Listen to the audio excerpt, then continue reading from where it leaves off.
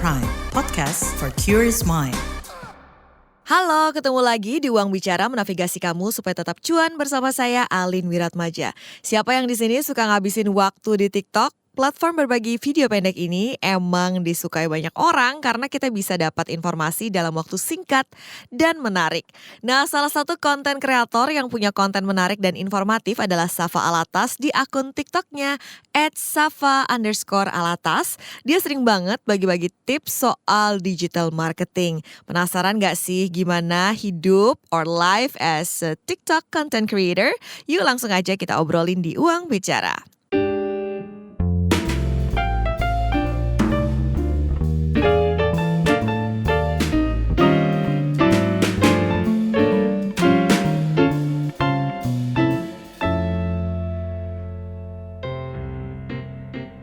Halo teman-teman, Uang Bicara kita ketemu lagi. Kali ini kita bakalan ngobrolin soal konten kreator TikTok tuh ngapain aja. Wah, banyak nih pastinya yang pengen jadi konten kreator ya. Untuk berbagai alasan, dan memang seru sih kalau jadi konten kreator. Makanya kita bakalan ngobrol dengan Safa Alatas.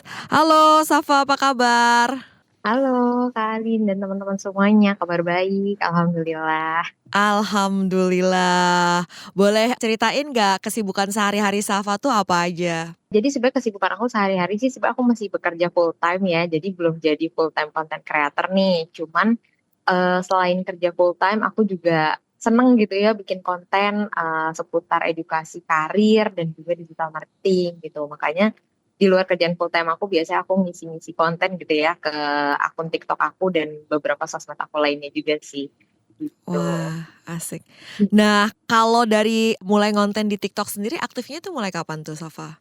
Jadi aku start konten TikTok tuh awal tahun 2023 ya. Jadi mungkin udah sekitar 1 tahunan lah mulai ngonten di TikTok ini gitu. Tapi memang waktu awal tahun tuh masih kayak anggot-anggotan gitu ya Kak. Jadi kadang posting, kadang enggak gitu. Dan benar-benar konsistennya tuh di pertengahan tahun 2023 gitu. Sampai saat ini gitu masih konsisten kayak berapa hari sekali itu aku pasti posting konten ke TikTok gitu. Oke, aku mau nanya lebih jauh nih. Selain di TikTok, Safa menggeluti kayak platform lain juga nggak untuk kontennya? Iya betul, aku menggeluti di sosmed lain juga. Jadi justru sebenarnya awalnya itu aku tuh mulai ngonten sebenarnya dari platform LinkedIn gitu. Ah, Jadi karena kan memang interest aku sharingnya tentang edukasi gitu ya. Dan waktu mm-mm. itu aku mikirnya kayaknya di TikTok orang lebih senang entertain gitu kan daripada dikasih edukasi gitu. Aku mikirnya. Jadi memang aku fokusnya di LinkedIn aja gitu. Nah terus tiba-tiba teman aku nih ada yang konten creator TikTok juga gitu. Terus dia bilang, "Kenapa lo nggak mulai ngonten di TikTok juga? Banyak tahu edu creator gitu ibaratnya di sana gitu." Terus barulah akhirnya aku nyari-nyari referensi gitu. Oh iya ternyata banyak ya yang ngasih edukasi juga di TikTok gitu. Akhirnya aku mulai deh ngonten juga gitu ke TikTok. Terus dari konten TikTok itu kan beda ya Kak sama LinkedIn. Kalau LinkedIn tuh aku gambar gitu karosel. Tapi kalau di TikTok kan kayak harus video gitu ya. Mm-mm. Jadi emang struggling dulu tuh awalnya gitu. Sampai akhirnya dapatlah satu format konten yang ternyata, oh bagusnya kayak gini nih buat TikTok akun aku gitu.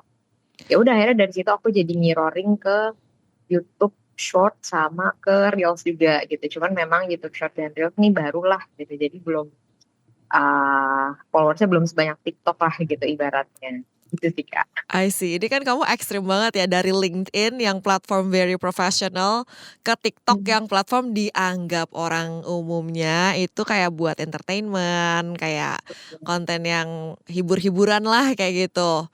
Itu Mhm. dari transisinya tadi kamu sudah bilang itu agak challenging juga ya. Challengingnya dalam artian apakah dari storytellingnya yang beda itu atau karena kamunya harus nongol juga di video dan atau misalnya harus nurunin nih level bahasa yang teknisnya atau gimana tuh? Heeh. Iya challenging-nya benar. Pertama tuh formatnya kan beda ya. Aku Mhm. biasanya ibaratnya gimana ya, kalau kita nulis buat konten karosel itu kan ya udah to the point aja gitu kayak ini 4 tips bla bla bla kayak gitu. Nah, sementara kalau di TikTok tuh ternyata harus ada storytelling-nya gitu kan awalnya kayak nyeritain kayak misalnya gue kemarin sempet gagal nih lo nyari-nyari loker gitu. Ternyata gue melakukan 4 kesalahan ini kayak harus ada ceritanya gitu kan. Sementara di LinkedIn tuh aku langsung aja kayak 4 tips TP lo biar lolos loker apapun misalnya gitu. Mhm. Nah itu yang bikin beda, jadi pertama-tama tuh aku langsung to the point gitu kan kalau di TikTok sering. Dan itu nggak FYP gitu kan, kayak aduh apa nih salahnya gitu kan. Terus juga formatnya justru di aku kayak kalau misalnya aku ngomong satu arah gini ke kamera, itu tuh malah view-nya tuh kurang bagus gitu. Ternyata yang lebih bagus untuk kontenku gitu ya, itu lebih kayak pakai stock video terus manfaatin voice over kayak gitu. Jadi tiap aku pakai voice over terus pakai stock video gitu ya, mungkin kan orang cenderung lebih gak bosan gitu ya ngelihatnya. Jadi kemungkinan FYP-nya tuh lebih besar gitu. Sementara kalau di LinkedIn kan kayak ya udah aku template desainnya kayak gitu-gitu aja, aku cuman ganti-ganti teks doang gitu, lebih gampang lah menurutku. Kalau di TikTok tuh lebih butuh effort dalam bikin skripnya, terus juga editingnya gitu ya, harus pakai stok-stok video, dalam satu video tuh bisa banyak stok lah gitu ibaratnya. Nah itu sih yang waktu itu aku belum nemu gitu ya rumusnya buat akun aku kayak gimana. Jadi sampai 30-an video lah itu aku nggak ada yang FYP sama sekali gitu. Sampai di video ke-30-an itu baru nemu rumusnya gitu ya, terus baru dari situ lebih konsisten lah buat FYP. Kayak gitu sih Kak. Wah, emang sih menurut aku konten di TikTok tuh nggak gampang ya, apalagi kalau kita kayak edu kreator gitu. Sampai ketemu Mhm. formatnya, congratulations. Iya, alhamdulillah aku udah ketemu gitu ya, kalau enggak, wah sampai sekarang kayak aku masih testing terus gitu ya, nyari Heeh, rumus yang bagus kayak gimana. iya. Karena tantangannya mungkin di TikTok attention span, user-nya lebih pendek kali ya dibanding platform lain kali ya? Betul, itu juga kadang aku mau jelasin sesuatu yang panjang, bingung juga gitu kan, karena aku berusaha semaksimal mungkin video aku tuh di 1 menit aja gitu. Jadi, Mhm. ya udah aku bener-bener, nge-cut skrip aku gimana caranya biar 1 menit lah nih, gitu. Kalau kalau lebih dari 1 menit biasanya, ya udah itu retention-nya pasti turun gitu kan views-nya, begitu. Oke. Nah, kamu ini berarti pekerjaan utamanya juga di bidang digital marketing ya? Dan juga soal karir mungkin ya? Jadi kamu milihnya soal digital marketing dan karir untuk niche kamu nih di TikTok. Ada alasan tertentu nggak kenapa ngangkat konten ini? Pertama tuh kalau kita mau konten gitu ya, kita harus cari topik atau niche yang memang kita minati gitu kan. Karena Mhm. kalau misalnya kita bikin yang sebenarnya kita nggak suka, itu pasti akan tersiksa banget sih harus konten yang terkait hal itu gitu kan. Nah kebetulan emang karena aku kerja sebagai digital marketing dan aku seneng gitu ya bikin konten dan ngasih edukasi lah gitu, ibaratnya ngajar, aku seneng. Jadi ya udah aku memilih itu untuk topik aku karena memang keseharian aku juga, seputar itu gitu kan, tentang digital marketing dan lain-lain. Nah dari situ aku juga ngelihat kayak, ada nih impact yang aku kasih ke orang-orang gitu ya. Jadi kalau misalnya habis belajar, sama aku gitu atau nonton video aku, mereka kan kayak ngasih feedback, "Kak ini thank you ya, aku berhasil kayak gini dari tips Kakak." Nah itu yang bikin aku kayak makin semangat gitulah ngonten di seputar topik ini gitu, karena ngelihat impact-nya ke orang lain tuh ternyata ada gitu ya. Jadi makanya aku seneng banget, punya topik dengan niche yang ini sih, gitu Kak. Sangat rewarding gitu ya, dari Betul. apresiasi yang bisa didapat dari followers di TikTok. Nah, kalau misalnya jujur-jujuran nih gitu kan, di TikTok ini buat kamu pribadi apa sih kelebihannya? Mhm. Di TikTok ini sebenarnya enaknya itu adalah, kalau udah nemu tadi ya rumusnya, lo tuh bisa, FYP dan bisa berkembang cepet banget gitu dibandingkan di sosial media lain. Ibaratnya kan sekarang aku juga lagi ngembangin, Instagram aku gitu ya, di reels Mhm. aku, tapi itu tuh nggak secepat TikTok gitu growth-nya. Jadi kayaknya menurut aku memang kalau kalian pemula, dalam hal content creator gitu ya, platform yang paling enak buat testing tuh emang di TikTok sih menurutku. Karena gitu testing dan nemu rumus yang tepat, wah itu enak banget gitu, views-nya biasanya langsung konsisten naik setelah ada satu video yang FYP kayak gitu. Sementara kalau di reels atau di YouTube tuh nggak kayak gitu, gitu. Jadi biasanya untuk dapat momen FYP-nya tuh lebih susah lah menurut aku gitu. Karena waktu itu posisinya aku pun FYP, pas followers aku tuh masih 200 gitu ya. Mhm. Terus itu dalam semalam aja aku langsung dapet 2.000 followers baru. Jadi kayak, wah secepat itu gitu dalam semalam hidup lo langsung berubah gitu ibaratnya. Kalau Iya misalnya betul. di TikTok tuh bisa nemu rumus yang tepat gitu. Sementara di sosmed lain aku belum menemukan itu sih, gitu. Oke, jadi sekali kena kunciannya udah langsung unlock gitu, lebih enak gitu ya multiplikasinya kayak gitu kalau di TikTok ya? Iya betul Nah, banget. boleh diceritain nggak tuh satu konten yang mengubah perjalanan kamu gitu? Jadi semakin confident, jadi semakin oke nih semangat kayak gitu untuk kontennya. Jadi waktu itu kan emang followers aku baru 200 ya Kak, Mhm, terus tiba-tiba masuklah satu endorse-an gitu. Di mhm, situ aku bingung kayak, "Kenapa dia mau endorse aku?" Gitu kan, orang mhm, views video aku masih, ya paling tinggi waktu itu cuman 3.000 4.000 lah ya gitu, belum yang sampai 10.000 gitu. Tapi dia mau endorse aku, cuman karena mungkin dia tahu nih aku akun pemula, jadi di-challenge sama si brand-nya ini. mhm, Gitu. Jadi brand-nya nge-challenge kalau misalnya memang video kamu FYP gitu, nanti dia push lagi dengan iklan gitu. Nah akhirnya aku jadi tertarik banget kan kayak, "Wah ini gue harus usahain banget nih gitu video ini." Akhirnya di situ aku bener-bener coba ngubah, konsep video aku yang sebelumnya tadi kan aku satu arah ngomong kayak gini, aku cari tahu apalagi sih di TikTok yang bisa dilakuin gitu ya biar, format video lo tuh beda gitu.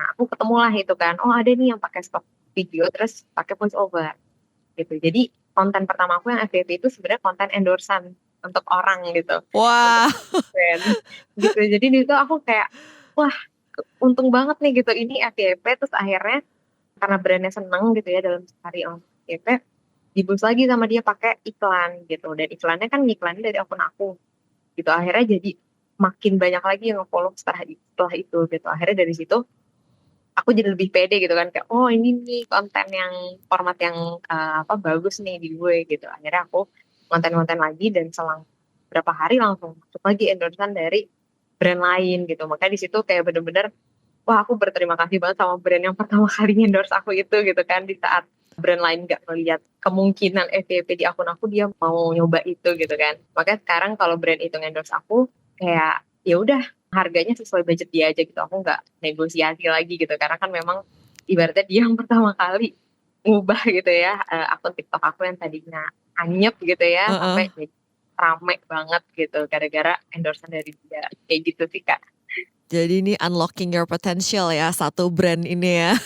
Iya betul, beruntung banget aku waktu itu. Bener, berarti satu keunggulan TikTok juga itu mungkin yang belum tentu ada di platform lain, nggak usah dipandang jumlah followersnya berapa kayak gitu, jumlah subscribers berapa gitu, asal, kreatif dan ketemu formatnya, videonya itu bisa meledak gitu ya. Dan Mhm, buktinya kamu followersnya tadi meskipun awal-awal belum sampai fantastis udah bisa dapat brand deals kayak gitu ya? iya betul makanya, Mhm, aku juga kalau mau nyaranin ngasih rate gitu ya, ke followers aku gitu, biasanya aku saranin, lo tuh bisa naikin rate lo setelah engagement lo juga naik gitu, karena jumlah followers tuh sebenarnya nggak sepengaruh itu di TikTok. Kayak bisa jadi followers lo udah ratusan ribu, tapi kalau video lo nggak menggugah, ya video lo akan nge-stuck lagi gitu, paling cuman 1.000 2.000 views-nya gitu. Jadi mhm. ya udah lo bisa naikin rate lo bukan dengan jumlah followers lo gitu ya kalau di TikTok, tapi dengan, jumlah views atau engagement gitu yang lo hasilkan sebenarnya. Itu tadi Safa Alatas yang udah nge-sharingin pengalamannya sebagai konten kreator di TikTok. Masih banyak obrolan menarik lainnya di bagian selanjutnya, jadi jangan kemana-mana, tetap di Uang Bicara menavigasi kamu supaya tetap cuan. Lu nyari apa sih? Sibuk amat dari tadi. Duit gue nih hilang, padahal udah dimasukin dompet. Ada tuyul kali ya? Hus, jangan asal lo ya. Bukannya tadi lo jajan kopi, ikut PO seblak, sama nitip gorengan ya? Hah? Masa? Kok bisa nggak sadar ya? Bocor alus tuh, lo kudu disiplin keuangan makanya. Dengerin deh Uang Bicara, podcast dari KBR Prime yang ngebahas soal ekonomi dan literasi keuangan. Cocok banget buat anak muda kayak kita. Sama nih kayak dengan self reward. Oke. Lo dengerin di mana? Di kbrprime.id. Oke deh, gue dengerin. Tapi jajan kopi sore ini gue pinjem lo dulu ya. Astaga. Uang Bicara, menavigasi kamu supaya tetap cuan dari KBR Prime.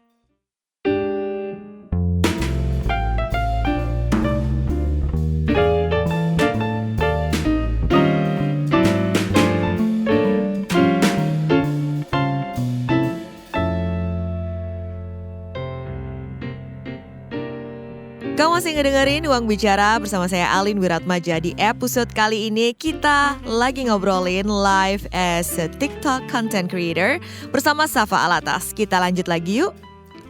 Kita sebagai seorang kreator misalnya di TikTok itu ter-challenge senantiasa untuk selalu bisa FYP kayak gitu. Itu kan gak gampang ya dari sisi konsistensinya, nyari idenya, eksekusinya dan lain-lain. Kalau dari kamu sendiri kayak gimana sih biar bisa konsisten? Yang susah itu ya kalau menurut aku nih sebagai kreator kayak gimana kita tuh tetap bikin konten terus padahal misalnya followers kita masih sedikit, belum FYP kayak gitu kan. Nah, kalau dari kamu gimana nih pengalamannya biar selalu produktif kayak gitu?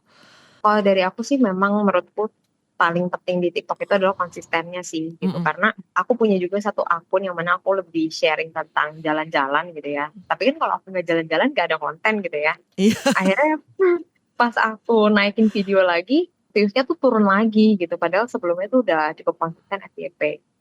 Makanya di TikTok menurut aku penting banget yang namanya konsisten. Dan konsisten itu sebenarnya gak harus setiap hari posting atau sehari 3 gitu. Jadi aku sendiri mengukur kesanggupan aku gitu ya. Kayak aku sanggupnya 2 hari sekali nih atau 3 hari sekali posting gitu. Ya udah aku tiap 3 hari aku pasti usahain ada postingan baru gitu. Jangan sampai dalam seminggu tuh kosong gitu. Karena kalau seminggu kosong atau apalagi sampai sebulan, wah itu ibaratnya kayak mulai dari nol lagi lah gitu di TikTok itu. Nah caranya biasanya aku luangin waktu weekend gitu ya, karena kan weekday kerja gitu. Jadi di weekend ini aku langsung planning gitu, oh seminggu ini aku mau posting 3 postingan berarti kan per minggu. Ya udah aku langsung voice over, langsung edit, langsung ngedrafting gitu di TikTok kayak gitu. Jadi nanti pas minggu depannya, ya udah aku tinggal posting-posting aja gitu. Cuman ada nih kekurangannya TikTok itu dia belum bisa scheduling gitu. Jadi kadang aku juga udah ada kontennya tapi lupa posting kayak gitu kan. Nah, itu juga kadang jadi challenge. Sementara kalau misalnya di Reels itu bisa di schedule, jadi kadang aku bahkan dari sebulan sebelum aku udah bisa schedule konten sebulan ke depan gitu. Itu enaknya di Instagram, cuman di TikTok belum ada. Jadi kadang challenge-nya selain konsisten bikin konten, uploadnya nih jangan sampai lupa gitu. Karena aku sering banget nggak posting tuh gara-gara lupa upload, bukan gara-gara kontennya nggak ada kayak gitu. Pakai reminder pribadi jadinya ya. Lagi di mana Iya. tetap harus posting. Tetap harus posting gitu kan. Kalau ada scheduler kan enak banget ya sebenarnya. Iya benar-benar. Nah kalau buat kamu pribadi nih Safa kayak ukuran kamu misalnya, oke sukses sebagai content creator tuh apa? Balik lagi kalau menurut aku suksesnya content creator itu adalah ketika lo tuh bisa ngasih impact untuk orang banyak gitu. Nah impact di sini tuh nggak melulu kayak misalnya aku edukasi gitu ya. Berarti orang lain yang nggak konten edukasi nggak ngasih impact dong, nggak juga gitu. Kan misalnya kalau misalnya kalian content creator di bidang beauty, kalian bisa ngasih skincare yang emang works gitu ya untuk orang yang kulitnya dry atau oily gitu ya. Nah itu kan bentuk suksesnya kalian juga karena kalian bisa nge-influence dan ngasih impact yang bagus gitu buat orang. Terus misalnya kita ya udah sekedar nge-share a day in my life, terus mungkin achievement kita misalnya. Itu juga mungkin secara nggak langsung ada impactnya buat orang kayak ngelihat, oh ini orang kok bisa sukses ya, kita bisa nih memotivasi orang untuk ngikutin jalan kita misalnya. Jadi menurutku suksesnya content creator itu adalah ketika kita bisa ngasih impact positif lah ke penonton kita gitu atau ke followers kita, baik bentuknya apapun itu, nggak harus tentang edukasi tadi tapi bisa beauty atau outfit recommendation, jalan-jalan gitu, ngasih tempat yang bagus. Nah, itu kan juga impact gitu ya menurutku. Betul. Jadi impactnya juga definisinya nggak perlu kaku-kaku banget kayak gitu ya. Oke. Nih Safa mungkin kamu punya tips buat teman-teman yang misalnya mau nyoba-nyoba nyari cuan di TikTok kayak gitu. Tipsnya sih kalau misalnya mau cari cuan di TikTok, jangan mikir instan dulu yang pertama, karena pasti harus ada usaha dulu lah di awal. Kayak tadi, mungkin aku harus 30 video dulu gitu, baru dapat endorse dan FYP gitu. Jadi tips yang pertama pasti konsisten dulu, sama pikirin topik dan niche yang kalian mau. Karena banyak teman-teman aku juga yang mau mulai konten, tapi mereka tuh dalam satu akun tuh mix banget topiknya gitu, dan itu yang akan susah sih menurut aku bangun branding. Jadi sebelum mulai konsisten konten, sebenarnya tahap pertamanya adalah kita harus nentuin topik atau niche yang kita mau dulu nih, brandingannya seperti apa. Apakah full di beauty gitu atau full konten jalan-jalan atau misalnya apalagi ya gamers gitu boleh juga gitu. Anything tapi yang penting topiknya jangan sampai mix banyak gitu lah dalam satu akun gitu. Nah nanti dari situ kalau emang udah ada beberapa video FYP udah pasti gitu ya, pasti dapat endorsan gitu sesuai dengan niche-nya kalian gitu. Kalau kalian beauty ya pasti endorsannya dari brand-brand skincare gitu ya atau makeup gitu. Nah makanya yang pertama harus niche-nya kuat dulu di mana dan juga konsistennya sih. Atau mungkin kalau cuan lainnya ya dari TikTok menurutku ada juga opsi affiliator ya. Nah itu juga mungkin yang cukup hits gitu ya saat ini. Jadi kalau Betul. kalian bisa ngejual suatu produk juga dimasukin keranjang kuning, nah itu kalian juga dapat persenan kan kalau kalian ngumpulin itu penjual. Dan itu bisa berdasarkan niche kalian juga. Kayak misalnya aku mungkin digital marketing ya mungkin produknya tuh lebih kayak buku seputar digital marketing misalnya. Kalau kalian beauty dan fashion kan banyak banget ya, baju, tas, segala macam tuh bisa. Jadi ada opsi affiliator atau itu tadi nunggu dapat endorsan gitu ya dari brand-brand yang sesuai dengan niche kalian. Oke. Nah, kalau kita punya followers kayak gitu itu kan punya influence, punya power to some extent kayak gitu kan. Kalau menurut kamu sendiri apa sih kayak kelebihan yang kamu rasakan dan ada negatifnya juga nggak sih dari misalnya punya followers, dikenal orang kayak gitu? Kalau dari sisi positifnya tadi ya kayak sebutin juga pasti kalian bisa ngelihat impact dari konten kalian tuh lebih besar lagi gitu ketika followers kalian banyak, video juga bagus gitu.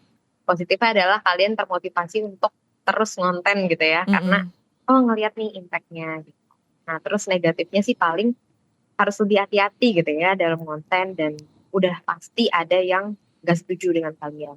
Apalagi kan ketika kita ngonten kan kita sifatnya subjektif gitu ya. Kayak misalnya sesimpel kita review makanan, menurut kita enak, ya menurut orang lain bisa jadi gak enak gitu. Dan itu pasti akan muncul komentar negatif gitu. Terus sama halnya mungkin dari beauty produk gitu yang make kita bagus nih makainya, tapi orang lain kok malah jerawatan misalnya kan bisa aja gitu. Kalau dari aku sendiri itu biasanya komen negatifnya tuh biasanya pas aku lagi sharing seputar karir tips ya, kayak misalnya aku sharing nih gimana caranya bikin CV yang bagus kayak gitu.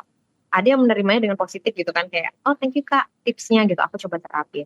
Tapi ada juga yang negatif kayak bilang kenapa sih HR tuh banyak mau, kenapa sih CV tuh harus A B C D E, kenapa sih emang kita nggak bisa bikin CV simpel aja terus lolos dapat kerja kayak gitu. Ribet nih HR kayak gitu-gitu. Itu ada gitu komentar kayak gitu. Padahal di sini aku bukan HR juga, aku ngasih tips CV itu ya dari pandangan aku sebagai user gitu kan. Kan user di kantor aku juga dan aku ngeliat CV orang-orang yang bagus tuh seperti ini kalau lo terima kerja ya coba rombak CV lo seperti ini gitu. Tapi mereka tuh nggak mau gitu, mereka tuh malah kayak protes kenapa orang banyak mau banget tuh TV harus A, B, C, D, E kayak gitu. Nah itu tuh ada gitu dan itu kadang bikin aku kesel ya. Cuman aku berusaha untuk nggak menanggapi dan nggak membuang emosi aku ke sana gitu. Jadi aku kayak ya udah kalau lo nggak mau ubah ya itu decision lo gitu, terserah lo gitu. Yang penting di sini tujuan gue baik mau ngasih tips. Kalau lo mau terima silakan, nggak ya udah lo yang rugi gitu kan. Jadi kayak gitu sih. Komentar negatif tuh pasti ada gitu, makanya beberapa temen aku juga yang mau konten gitu karena dia HR, dia mau konten HR, dia bilang nggak berani juga dan dia ngelihat komentar di TikTok aku juga kayak ini nih yang bikin gue nggak berani untuk konten gitu. Jadi kalau kalian mau jadi konten creator ya harus siap-siap juga dengan hal itu karena pasti komentar negatif ada aja lah. Ada aja yang nggak bisa dihindari, tapi tetap worth it untuk tetap dikerjain ya. Betul, karena menurutku positifnya akan lebih banyak kok daripada negatif. Oke. Tantangan yang paling berat banget sebagai seorang content creator tuh apa? Apakah lebih ke komen yang tadi atau justru kayak buat mengalahkan diri sendiri kayak misalnya di tengah kesibukan tetap harus komit sama konten segala macam. Kalau buat kamu tuh kayak gimana, Safa? Menurut aku yang susah dikalahkan dan jadi tantangan justru emang diri sendiri sih gitu. Karena kan kalau orang lain tadi komentar negatif ya udah aku bisa just ignore it gitu ya, aku nggak peduli. Tapi ketika diri sendiri kayak tadi, untuk terus konsisten gitu, karena kan kadang ada aja momen di mana Sabtu Minggu mungkin aku masih perlu kerja gitu, ada event gitu. Akhirnya aku nggak bisa ngonten dan itu kayak harus, bikin konsistennya kayak ya udah aku ngurangin waktu tidur aku gitu, malam-malam harus ngedit biar tetap konsisten. Apalagi kalau dapat endorse gitu ya dari brand kan ada timeline-nya sendiri gitu, aku berusaha untuk memenuhi timeline-nya mereka gitu. Nah itu sih yang menurut aku paling susah ya jadi content creator itu di konsisten. Sama Hmm. mungkin kadang topik ya kalau kita masih kreator awal, karena kalau kreator udah besar biasanya banyak komen gitu, jadi bisa ngambil topik dari komennya. Tapi ketika kita masih awal kan nggak ada komentar netizen yang nanya-nanya ke kita kan. Mm-mm. Kita harus cari sendiri nih kira-kira topik apa yang menarik ya di seputar digital marketing nih. Nah itu kadang yang jadi challenge juga gitu ya, karena nge-stuck kayak, "Oh nih gue bikin konten apa lagi?" Kayak gitu. Hmm. 2 itu sih paling Kak. Iya. Nah, kalau misalnya kamu lihat sendiri, itu biasanya kesalahan-kesalahan apa sih yang dibikin sama konten kreator baru? Mmm. Kalau kesalahan, dari konten kreator baru itu pasti yang pertama, dia nggak punya topik atau niche khusus gitu. Hmm. Jadi banyak banget kreator yang aku lihat dia terlalu bercampur lah topiknya gitu. Sebenarnya sih dalam penentuan, topik atau niche gitu ya, kita bisa 2 topik lah, istilahnya dalam satu, akun gitu. Kayak misalnya mungkin kita mau sharing kayak aku digital marketing, ya udah bisa nyerempet ke career tips gitu. Terus kalau misalnya kita sering, brand makeup gitu atau skincare, bisa ke fashion gitu kan itu masih terkait gitu ya, Mm-mm. kayak gitu. Jadi menurutku, yang pertama itu, mereka kadang nggak ada topik atau niche khusus gitu, kayak tiba-tiba video kucing gitu ya, terus tiba-tiba video jalan-jalan gitu. Nah itu yang bikin algoritma TikTok-nya juga jadi berantakan gitu. Mm-mm. Terus yang kedua itu tadi konsistensi gitu, biasanya sih orang-orang gitu ya, kayak baru 3 kali posting, 5 kali posting nggak ada yang FYP, ya udah nyerah aja gitu. Padahal aku aja sampai 30 kali posting gitu ya, tidak Bener. mau menyerah gitu, pokoknya gimana caranya sampai FYP gitu, aku Heeh. penasaran gitu. Nah tapi jangan sekedar konsisten doang gitu, kita harus evaluasi juga. Karena kalau dilihat jauh gitu ya ke akun, video TikTok aku yang bawah-bawah, itu aku sebenarnya banyak banget testing kayak aku coba deh testing aku ngomong tapi kameranya tuh aku pindah-pindahin angle gitu. Mm-mm. Aku coba lagi aku ngomong tapi aku konsisten deh pakai baju warna hitam misalnya biar jadi ciri khas misalnya gitu. Mm-mm. Tapi ternyata itu semua nggak works gitu. Sampai akhirnya ya udah nemu yang works karena hasil konsisten dan evaluasi gitu. Jadi jangan lupa juga untuk evaluasi gitu ya. Kalau emang kita udah nyoba berkali-kali nggak FYP, ya coba ubah gitu formatnya sampai dapet yang benar-benar oke lah gitu. Thank you tipsnya. Nah, kalau misalnya buat sustain tadi beberapa sebenarnya sudah jawab sih untuk pertanyaan ini, tapi apa nih faktor yang paling menentukan untuk sebagai seorang konten kreator itu tetap sustain, tetap relevan? Karena kan kalau kita lihat selalu akan muncul konten kreator baru di niche yang kita pilih kayak gitu kan. Kalau dari Mhm. Safa sendiri gimana supaya tetap, relevan, sustain, gitu? Iya, kalau menurutku sih, kalau bisa ada tadi ya, konsisten sama punya ciri khas sih sebenarnya. Mmm. Nah itu yang emang agak tricky gitu ya, kadang kita nggak ngerti konsep ciri khas ini tuh seperti apa gitu. Jadi Mhm. kalau misalnya di TikTok tuh ada kan kayak dosen kecantikan gitu ya, dia ciri khasnya ngomongnya tuh agak galak gitu ya, kayak Mhm. ngomongnya agak julid gitu. Nah itu kan sebuah ciri khas yang mungkin membedakan dia dengan kreator lain gitu. Ciri khas ini juga bisa kayak dari, cara ngomong gitu atau dari kita punya tagline misalnya setiap awal video kita ngapain gitu atau ngomong sesuatu. Nah itu juga menurutku jadi suatu ciri khas gitu ya. Mhm. Terus, selain nyari ciri khas itu, kalau kita mau sustain ya itu tadi sih pastinya konsisten gitu. Karena kalau kita konsisten upload, konsisten FYP juga, pasti kan orang juga, lebih aware gitu ya sama kita. Oh iya nih Kak Safa yang sharing digital marketing gitu, karena videonya ada terus gitu, masuk terus ke FYP-nya orang kan. Sementara kalau kita nggak posting video lagi kan, ya udah sekali FYP kita udah menghilang dari peradaban gitu kan, ya orang udah nggak inget lagi sama kita gitu. Jadi biar kita jadi top of mind-nya orang-orang juga, ya kita harus sering muncul lah gitu, di video-video kita gitu sih.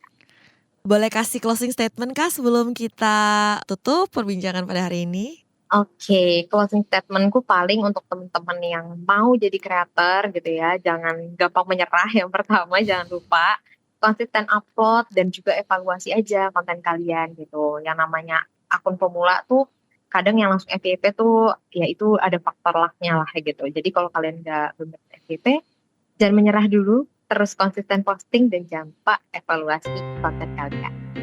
Itu tadi konten kreator TikTok Safa Alata. Semoga episode kali ini bisa menginspirasi kita semua untuk rajin konten di TikTok ya. Amin. Nah, kalau kalian punya kritik, saran dan masukan ide keren seputar keuangan dan ekonomi atau peluang cuan yang perlu kita bahas di sini, jangan lupa email ke podcast@kbrprime.id dengan subjeknya Uang Bicara. Saya Alin Wiratmaja pamit. Jangan lupa dengerin terus Uang Bicara, menavigasi kamu supaya tetap cuan setiap Kamis di KBR Prime, Spotify, Apple Podcast dan platform mendengarkan podcast lainnya. Bye-bye.